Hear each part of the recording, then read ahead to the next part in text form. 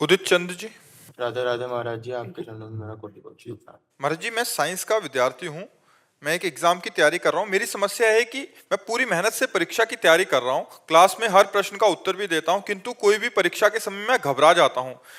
प्रश्न का उत्तर भी गलत कर देता हूँ, जिससे मेरे नंबर अच्छे नहीं आते। ऐसे में परीक्षा के समय कैसे धैर्य रखूं? नाम जप करो, धैर्य आ जाएगा।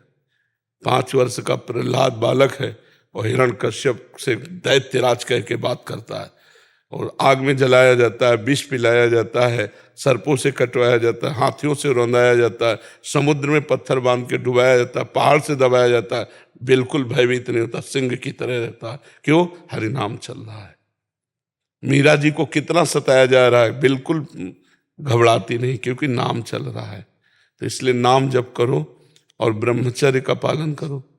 ब्रह्मचर्य में एक जोश होता है, एक उन्माद होता है, एक जिद्दी स्वभाव होता है। हारने का स्वभाव ही नहीं होता ब्रह्मचारी का। जहाँ हारने का स्वभाव होता है वहीं वो विजय प्राप्त करता है। जैसे ठंडी में बहुत प्रारंभ में ठंडी लगती तो गंगा जी में जा खड़े हो जाते हैं, अब मंत्र जप करते हैं। धीरे धीरे शरीर को ऐसा अभ्यास हो गया, ठंड हवा अभ्यास योग युक्त है ना। डरो किस बात से, किस बात से घबराहट? जब हमारी वीर शक्ति क्षीण हो जाती है, स्मृति कमजोर होने लगती, तो एक घबराहट पैदा होने लगती। हमें अपने ऊपर विश्वास नहीं होता, तभी तो घबराहट पैदा होती। नहीं नहीं, नाम जप करो। थोड़ा व्यायाम करते हो, दंड बैठक मारते हो, हाँ, ब्रह्मचर्य से रहो और सात्विक भोजन करो और नाम जप करो। एकदम हाजिर जवाब, एकदम सिंहवत रहो। मनुष्य जीवन मिला है ढंग, किस बात से घबरा? फेले तो हो जाएंगे, फिर पढ़ेंगे, फिर पास होंगे। एक ही ये क्या कि पढ़ लिख करके ही हमारा जीवन बनेगा? एवं व्यापार करेंगे, किसानी करेंगे, लेबरी करेंगे, घबराना क्या है? बिल्कुल मस्त रहना चाहिए, घबराना नहीं। बहुत याद करो, घबरा गए तो भूल गए। महाराज जी, बहुतों का प्रश्न है। हाँ, काफी जो बच्चे होते हैं पढ़ते हैं, वो मेन इंटरव्यू में या मेन परीक्षा में। हाँ, घबराने की क्या जरूरत है? पढ़े जो हमने पढ़ा लिखा है, अगर हम घबरा जाएंगे तो पढ़ा लिखा जो भी है वो भी भूल जाएंगे। इसलिए घबराने और इससे रोकने के लिए नाम जप की जरूरत है, ब्रह्मचर्य की जरूरत है, सात्विक आहार की जरूरत है, और अपने को स्वभाव को बदलने की जरूरत है। लूज स्वभाव नहीं रखना है, एकदम कट्टरता से उत्तर देना। जितना आता है उतना उत्तर दिया, फेल हो गए, कोई बात नहीं, आगे फिर पढ़ेंगे। महाराज जी, उसमें दो कारण बच्चे बताते हैं। वो कहते हैं कि एक तो 1 साल पूरी परीक्षा के लिए तैयारी की, दूसरा माता पिता का 1 साल पैसे लगे और फिर फेल हो गए, और समाज का और माता पिता। कुछ नहीं सोचना चाहिए, कुछ नहीं सोचना चाहिए। समाज क्या समझे? प्रेशर तो दिमाग में हमारे पड़ रहा है, समाज से क्या मतलब? पहले फ्री हो जाओ, एकदम मस्त। फेल होंगे या पास, मुझे कोई चिंता नहीं। पहले ऐसे फ्री हो और फिर जा करके करो तो पास हो जाओगे। पहले कहीं फेल ना हो जाऊं, फेल ना हो जाओ। फेल कैसे हो जाएंगे? हमने पढ़ाई पढ़ी तो दंड बैठक मारो, सात्विक भोजन करो, ब्रह्मचर्य का पालन करो, नाम जप करो, सब कुछ ठीक हो जाएगा। बिल्कुल घबराहट खत्म हो जाएगी। महाराज जी, ऐसे में आगे चल के फिर वो गलत भावना आ जाती है। हाँ, अब जैसे माता पिता डांट रहे हैं और मित्रजन उपहास कर रहे हैं, और उसका डरपोक स्वभाव, तो लगता है अब सब कर लो, यही ठीक है। बच्चे इसी में पहुंच जाते हैं फिर कि अब यार कैसे दोस्तों के बीच में मुंह दिखाएं, वो कह रहे हैं कि लो हम पास हो गए, तुम फेल हो गए। माता पिता घर जाओ, देखो ना वो पास हो गया, इतना रुपया लगाया, और वो बेचारा डिप्रेशन में बच्चा चला जाएगा, या तो फिर की सोच लेगा। ऐसे नहीं करना चाहिए यार। मनुष्य जीवन मिला है, बड़ा मस्त जीवन रखना चाहिए। इसमें नहीं, कमजोरी नहीं लानी। हम कहते प्रमाद नहीं, प्रमाद और मस्ती में अंतर है।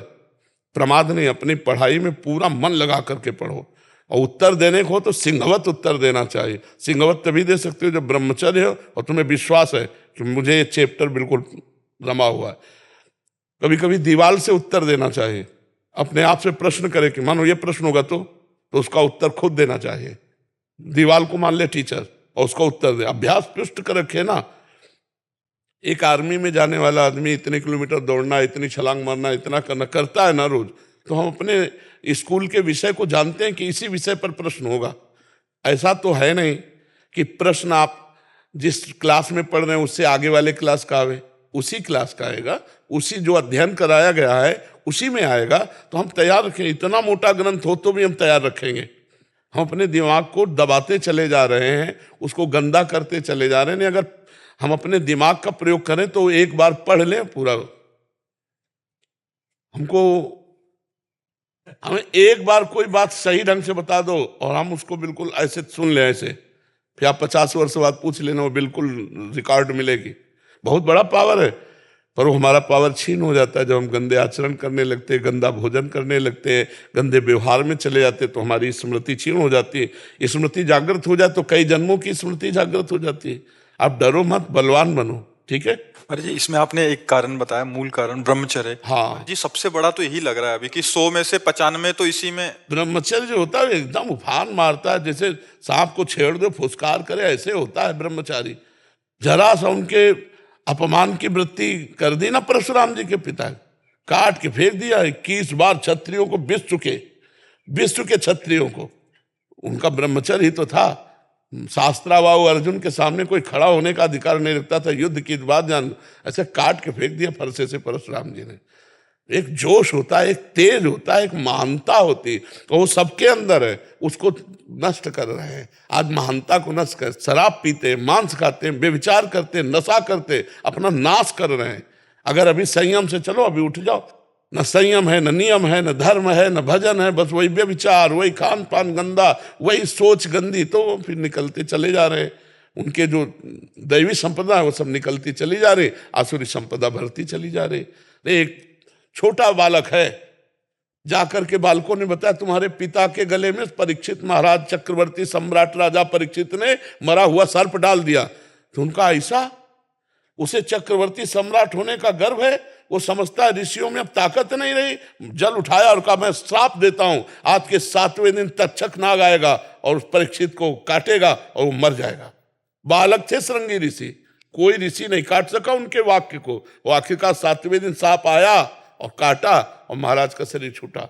भले सुखदेव जी ने श्रीमद् भागवत सुनाई उनके कल्याण के लिए, लेकिन सांप आया और काटा और उनका शरीर पूरा हुआ। छोटे छोटे बालकों में इतना तेज था। आज क्या हो रहा है? आज हमारे बच्चे बॉयफ्रेंड, गर्लफ्रेंड, दलित दुराएं, नशा, इनमें सब फंसे। इस समय ब्रह्मचर्य का समय, पढ़ाई का समय कि गर्लफ्रेंड बॉयफ्रेंड का समय? समय आएगा, गृहस्थी में जाओगे, ब्याह होगा, वो अपने उस विषय को भोगो। ये अभी विषय भोगने का टाइम है, नई अवस्था है, अपने लक्ष्य की प्राप्ति का समय। तो सब नष्ट भ्रष्ट हो रहे। माता पिता कुछ कहें, लड़के उनको धमकी दे रहे हैं, ज्यादा कहें तो लड़के उनको मारे दे रहे हैं, माँ को पिता को लड़के मारे दे रहे हैं। आज शासन खत्म हो रहा है, इसीलिए सब न अपने ऊपर शासन है, न माता पिता का शासन मान रहे हैं, न शास्त्रों का शासन मान रहे हैं, तो मनमानी आचरण करके भ्रष्ट होते चले। वो धमकी दे रहे हैं माता पिता को, बेचारे प्यार में चुपचाप दबे रहे हैं, और इतने दबे हैं, कोई डंडा मार रहा है, कोई घर के बाहर निकाल रहा है। ये है आज की पढ़ाई का फल नए नए बच्चों के, जहाँ विद्या विनयम ददाति। माँ को भगवान के समान मानना चाहिए, पिता को भगवान के समान मानना चाहिए, विनय युक्त व्यवहार करना चाहिए, नशा प्रपंच से दूर रहना चाहिए, दूसरे की माताओं बहनों को पवित्र भाव से देखना। ये ज्ञान है। तो अज्ञान की धूम मच रही है। अगर कोई दूसरे की बच्ची को छेड़ रहा है तो वीडियो बना सकते हैं, लेकिन बचा नहीं सकते। आज का समय ऐसा है, प्राण चाहे निकल जाए, कूद पड़ना चाहे। भेड़िए की तरह तुम्हारा स्वभाव हो गया है। जहां माता मैंने देखी, सोने की जंजीर देखी, खींच लिया, वो गिर पड़ी, वो ऐसे उपद्रव किए। ना कोई शास्त्र शासन मान रहा है, ना अपनी इंद्रियों पर शासन कर रहा है, ना माता पिता का। अच्छा, माता पिता भी एक सीमा तक डांट सकते हैं, अब बच्चे सयाने हो गए, क्या डांटे? तो हमें खुद संभलना होगा, हमें खुद अपने मन और इंद्रियों पर शासन करना होगा। तो आप लोग जैसे नए बच्चे हो, अच्छे आचरण वाले बनो। डरने की जरूरत नहीं है, गंदे कामों से डरो, बुरे आचरणों से डरो, अच्छे आचरण वाले बनो। मर्जी एक और बात आपके संज्ञान में, मर्जी 10वीं 12वीं तक तो बच्चे माता पिता के शासन में रहते हैं, घर में रहते हैं। उसके बाद किसी कंपटीशन की तैयारी के लिए या इंजीनियरिंग या किसी भी आगे ग्रेजुएशन के लिए बाहर चले जाते हैं। वहां जाके उनका जो कुसंग होता है महाराज जी, ज्यादातर वहां सिगरेट पीना सीख जाते हैं, वहां नशा करना सीख जाते हैं। वहां ऐसे बच्चों का संग होता है कि वो बिगड़ते बिगड़ते गर्लफ्रेंड बॉयफ्रेंड और ऐसे वातावरण में चले जाते हैं। फिर उनका पतन महाराज जी हो जाता है। वो मतलब अपने रिलैक्स करने के लिए सिगरेट, दोस्तों के साथ संग और ऐसा हो जाता है महाराज जी। वहां से उनका बिगड़ना बहुत बड़े